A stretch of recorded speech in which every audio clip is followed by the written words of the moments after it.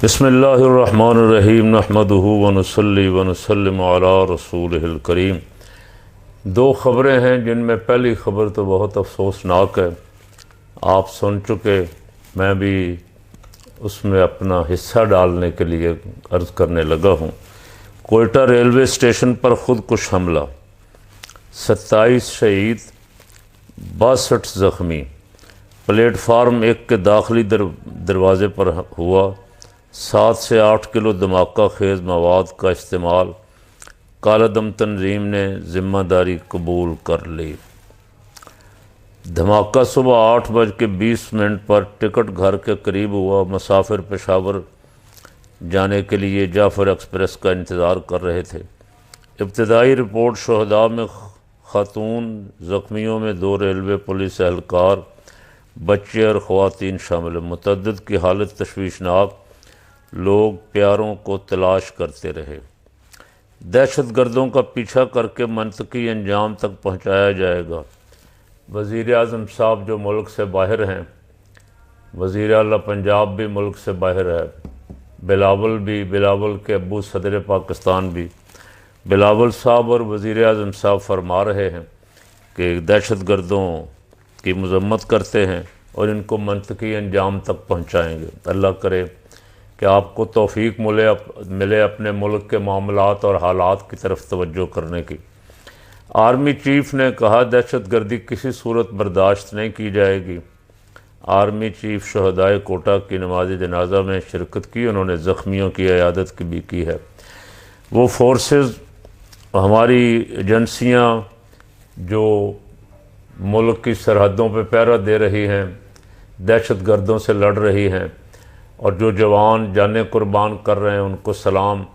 और जो सियासतदान मुल्क का मजाक उड़ा रहे हैं, ख़ुद बाहर फिर रहे हैं और यहाँ से फ़ज़ाइया के तैयारों में, एयरफोर्स के तैयारे में छोटे छोटे मसले के लिए जो यहाँ भी हो सकते हैं, असल तो नहीं बताते किस लिए गए हैं, लेकिन बताते हैं जी कोई बड़ा ज़रूरी काम है। नवाज़ शरीफ साहब को भी लंदन जाना पड़ गया, जरदारी साहब को दुबई जाना पड़ गया, बिलावल को भी कहीं बाहर जाना पड़ गया, और नियान शहबाज शरीफ साहब भी कुछ दिन से बाहर हैं और बाहर अभी रहेंगे कुछ दिन और, फिरें तो रहेंगे।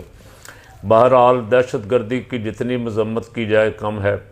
और दहशतगर्दी पाकिस्तान में कौन करवा रहा है? हुक्मरान कहते तो हैं, दबे लफ्ज़ों में कभी कभी कहते हैं कि इसमें गैर मुल्की कुव्वतें मुलव्वस हैं। वो गैर मुल्की कुव्वतें कौन है? सबको पता है, बच्चे बच्चे को पता है। दुनिया में सबसे बड़ा दहशतगर्द इंडिया और भारत, उधर इंडिया और भारत और इसराइल, इंडिया और भारत तो एक ही हैं। इसराइल और भारत, इसराइल दहशतगर्दी कर रहा है खुल्लम खुल्ला, और भारत दहशतगर्दी कर रहा है मुसलमानों के ख़िलाफ़ भी, सिखों के ख़िलाफ़ भी, ईसाइयों के ख़िलाफ़ भी, अपने मुल्क में भी कर रहा है, दूसरे मुल्कों में भी। और अब तो सबूत मिल चुके, कनाडा में जाके जिस तरह बदमाशी करके एक सिख लीडर को मारा है, और कैनेडियन हुकूमत ने जो इंक्वायरी करवाई है उसमें भारत का कच्चा चिट्ठा खोल कर रख दिया है। भारत, हमारे हुक्मरान ऐसे बुज़दिल और डरपोक हैं, ये इंडिया के ख़िलाफ़ बात नहीं करते खुल के। इंडिया हमारे ख़िलाफ़ खुल के बोलता है, शोर शराबा करता है, हर छोटे से छोटे वाक़े का इल्ज़ाम पाकिस्तान पे लगाता है, और ये कह के कि पाकिस्तान में चूँकि सिक्योरिटी के मसाइल हैं तो टीम भेजने से भी इनकार करता है। पाकिस्तान की मिन्नत समाजत करके वर्ल्ड कप में पाकिस्तान की टीम उसने बुला ली, और हमारे खादिम हैं, ये हाजिर हैं हाथ बांधे हुए, हर वक्त आर्डर पे तैयार हैं। ये इन्होंने फ़ौरन बगैर सोचे समझे टीम भेज दी। अब यहाँ जो कप हो रहा है, एशिया कप, उसके लिए भारत फिर अकड़ फूंक कर रहा है, भारत फिर नखरे कर रहा है, और ये भारत के इतना नीचे लगे हुए हैं कि अपनों के बूट पॉलिश करते करते भारत के भी बूट पॉलिश करना शुरू होगा। मोदी के बूट पॉलिश कर रहे हैं, वहाँ के क्रिकेट बोर्ड के बूट पॉलिश कर रहे हैं। दो टोक जवाब दो। इंडिया यहाँ से, इंग्लैंड यहाँ से हो गई, ऑस्ट्रेलिया यहाँ से हो गई, न्यूजीलैंड यहाँ से हो गई, बांग्लादेश की टीम पाकिस्तान से हो गई। अल्लाह का शुक्र है उन सब के दौरे खैर खैरियत से हुए, कोई सिक्योरिटी का मसला उनको दरपेश नहीं हुआ। भारत सिर्फ इसे प्रोपेगंडे के लिए इस्तेमाल करता है, और ये पाकिस्तान में और ख़ुसूसन बलूचिस्तान में और खैबर पख्तूनख्वा में जितनी दहशतगर्दी हो रही है, इसके पीछे भारत है। उसका नाम लें खुल के मोहसिन नकवी साहब, कोई आप पे आसमान नहीं गिर जाएगा। इतने डरपोक और बुज़दिल ना बने, खुल के नाम भी लें और दुनिया को बताएं कि भारत दहशतगर्दी कर रहा है, भारत मुल्कों का अमन तबाह कर रहा है, भारत दहशतगर्द तंजीमों की फंडिंग कर रहा है। बहरहाल दोबारा कुर्बानियाँ देने वाले, जानें कुर्बान करने वाले जो जानिसार हैं, उन सब के लिए दुआ भी है, उनको सलाम अकीदत भी है। अल्लाह उनके दर्जात बुलंद फरमाए और उनके घर वालों को, उनके लवाहिकीन को सब्र जमील अता फरमाए। दूसरी खबर, कल सवाबी में पीटीआई का जलसा था, और जलसा देखने वाले रिपोर्टर जो हैं उन्होंने जो रिपोर्टिंग की है, वो कहते हैं पिछले जितने जलसे उनके हुए उन सब जलसों के रिकॉर्ड टूट गए। उसमें पार्टी लीडर नहीं थे, खान साहब जेल में हैं, और ये दूसरे दर्जे की क़यादत थी, और दूसरे दर्जे की क़यादत के होते हुए अवाम का एक समंदर है। हालांकि पंजाब और सिंध से आने वालों पे बहुत सारी पाबंदियां थीं। सवाबी में रखा तो उन्होंने इसीलिए था कि इधर से पंजाब के साथ लगता है, करीब है, ताकि यहाँ से भी लोग शामिल हो जाएं।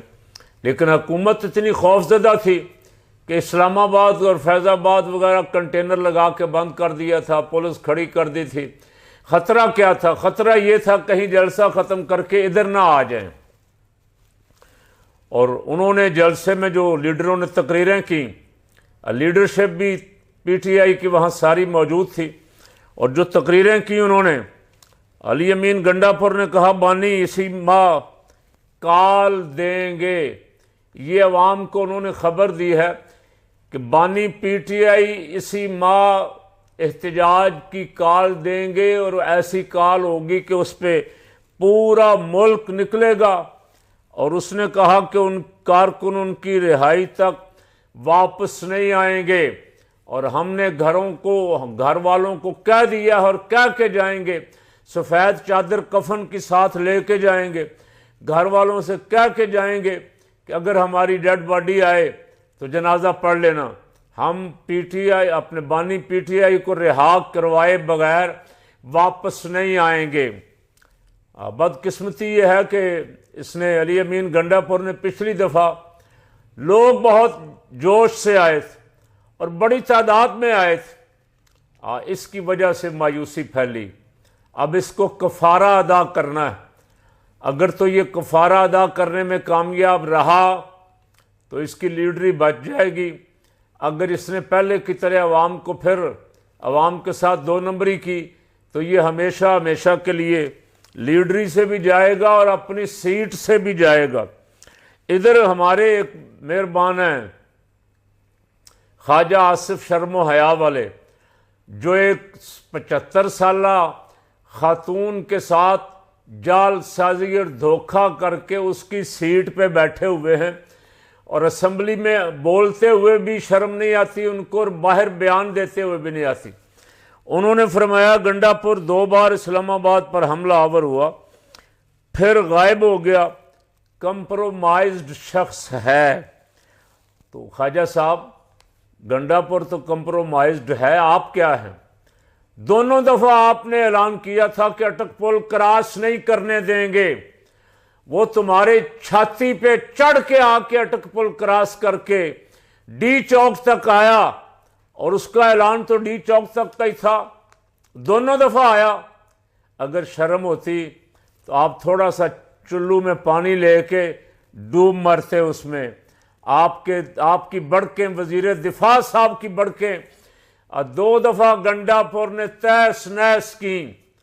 अब भी फकीर ये कह रहा है कि आप रोक नहीं सकेंगे, इसलिए कि जब अवामी समंदर निकल आए, अवाम निकल आए, और अवाम अब इस हुकूमत से बेहद बेजार हैं। इन्होंने जो बिजली का पैकेज दिया उस पर कल मैंने बात की थी, पैकेज नहीं धोखा, ये धोखे पे धोखा दे रहे हैं अवाम को।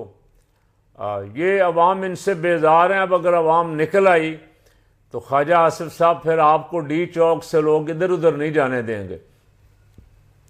लीडरशिप को ज़रूरत इस बात की है कि ऐसे बेहुदा बयानात से बचें। डी चौक कौन आता है कौन नहीं आता है, पाकिस्तानी हैं सब, पाकिस्तानियों को इजाज़त है, एहतजाज करना उनका आईनी हक है। आपने कोशिश तो की अदलिया की आज़ादी भी सलब कर लें, सियासतदानों की, सियासी कारकुनों की, अवाम की आज़ादी भी सलब कर लें, लेकिन अल्लाह रब्बुल आलमीन जिसने ये आज़ाद मुल्क हमें अता फरमाया वो मेहरबानी फरमाए तो इंशाअल्लाह आपकी ये साजिशें कामयाब नहीं होंगी और ये मुल्क और इस मुल्क के बासी जो हैं ये आज़ादी की ज़िंदगी बसर करेंगे इंशाअल्लाह अज़ीज़।